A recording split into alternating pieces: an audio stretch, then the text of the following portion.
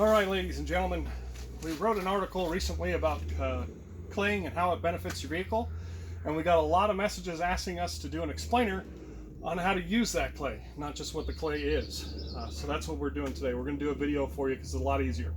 So I'm going to do just a couple panels on this vehicle to make the video as short as possible, and I'm going to demonstrate and talk to you and tell you how I'm doing what I'm doing. So we're going to start with the pre-rinse, wash, and then we're going to move on to our clay, and I'll show you how to do that. So first step, pre-rinse the panels.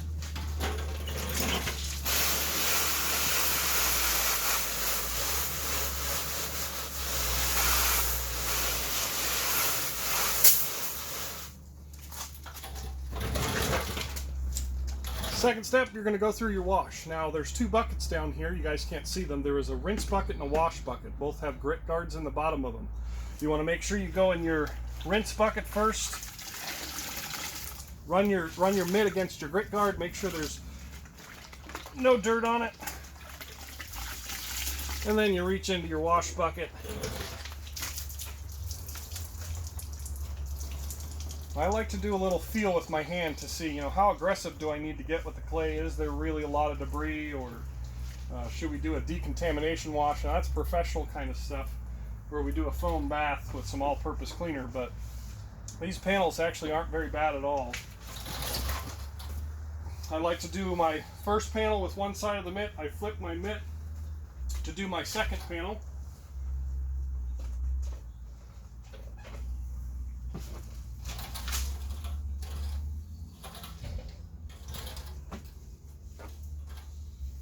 And you can tell this is a little gritty on this door. This isn't so bad up here, which is strange that it'd be one panel and not the other. But you can feel it's a little gritty, not smooth, and we want the paint to be smooth. So we're going to rinse that off.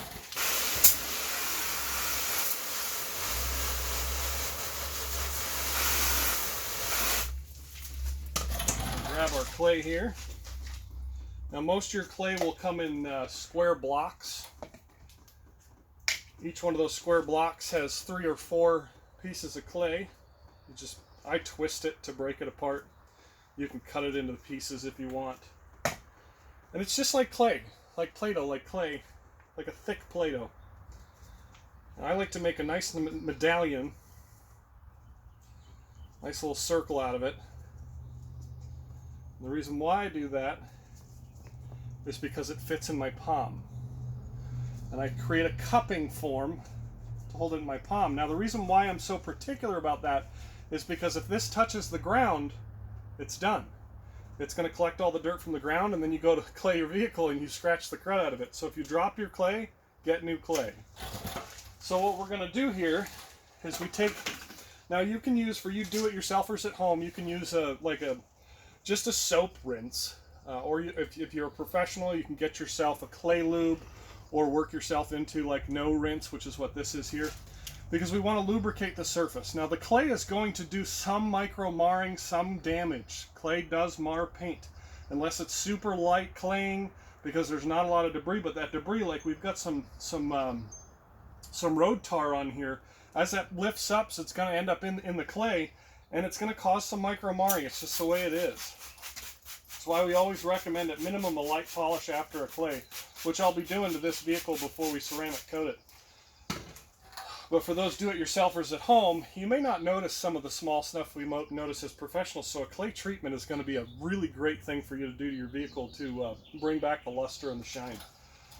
I always go the direction of the paint, so I'm not going to go up and down on this panel here.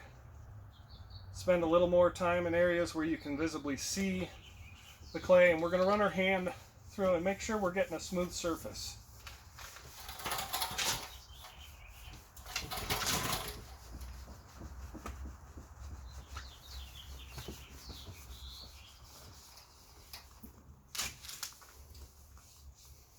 And you can see, hopefully you can see that, we're getting some minor debris off of the paint.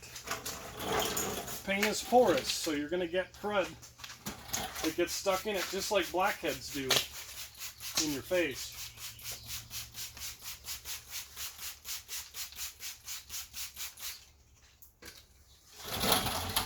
clay's great for minor water spotting on windows, even minor water spotting on paint.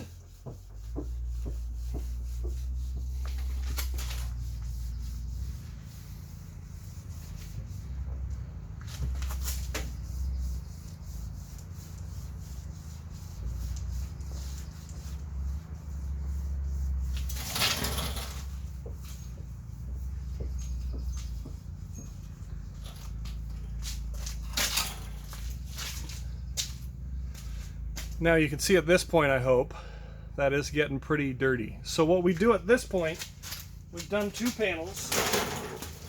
We're going to knead the clay. So I fold it over, stretch it back out, and give myself a nice fresh surface on the clay. And then I'll move on to the next few panels. This ensures that we're doing as minimal damage to the paint as possible, especially when there's a lot of debris in that paint. So I'll take this same piece of clay and I'll go through this whole vehicle. Now, sometimes you can get a couple cars out of a section of clay if they're not terrible, but if the car's really bad, it's best to just toss that clay out when you're done. But remember, about every 2 panels, make sure you're folding it over itself, knead the clay so you're not getting all that debris to scratch the paint, and give yourself a nice fresh surface to continue on with the vehicle.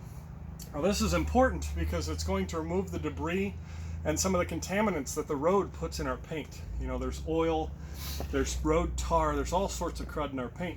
And what the problem with that is if you've got road tar or contaminants in your paint and you go to put wax or sealant on it, it's not going to bond to your paint and it's not going to last. So if you're using a sealant that says it's going to last 6 months and it's not, it's likely because your paint's pores are clogged and it needs a good solid clay treatment. So I hope this was helpful for you guys. If you have any further questions, please feel free to reach out, shoot me a message.